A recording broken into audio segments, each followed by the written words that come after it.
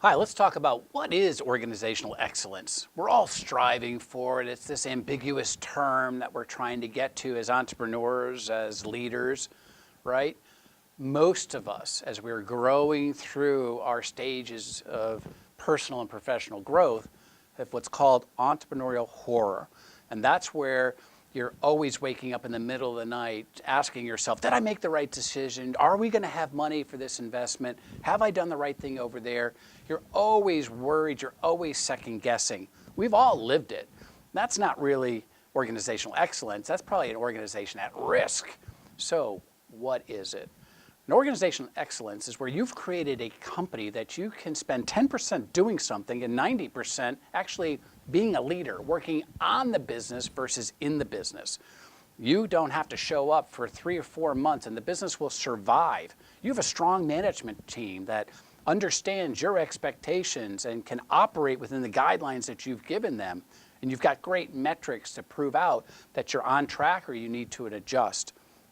I think there's 6 things that we need to pay attention to in order to have a great organization. Number 1 is planning. Where do you want your company or your group to be in 3 to 5 years? Where is it? You know where you are today. Where would you like to be? And that's our planning phase. Then we go into positions. If you know you want to be here in 3 years, what does your org chart look like? Chances are it doesn't look like what it looks like today. So what do you have to add? What do you have to shift?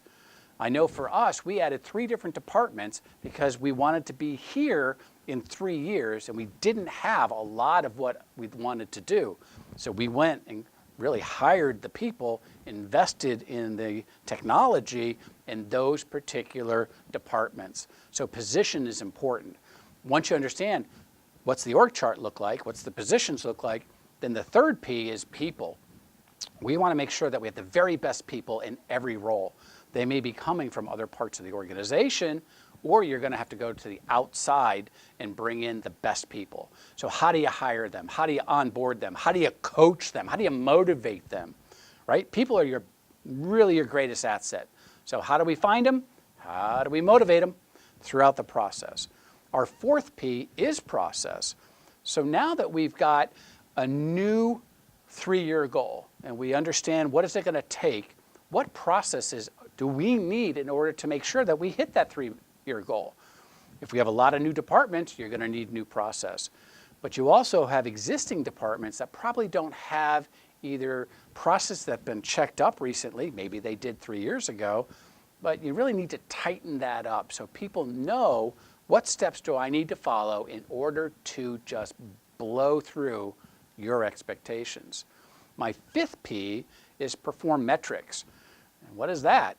Well, it's performance and it's metrics. So what metrics do we need to put in place that will tell us that we're on track or we need to adjust?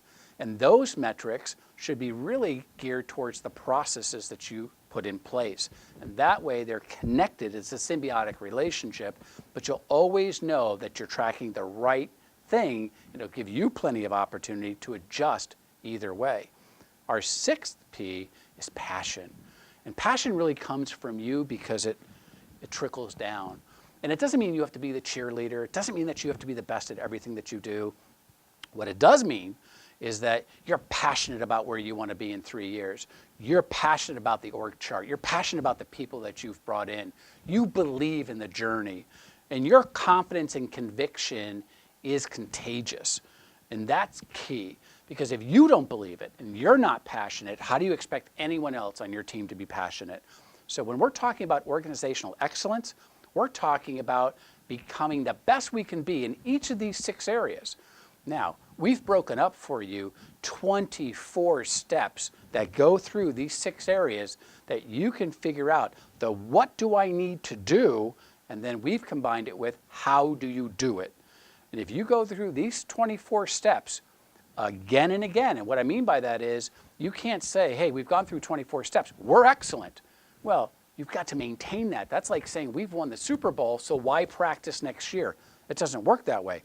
We're going to do the same 24 steps again. It'll get easier and easier, but that's when you go from an at-risk organization to an organizational of excellence. Welcome you to the journey. See you soon.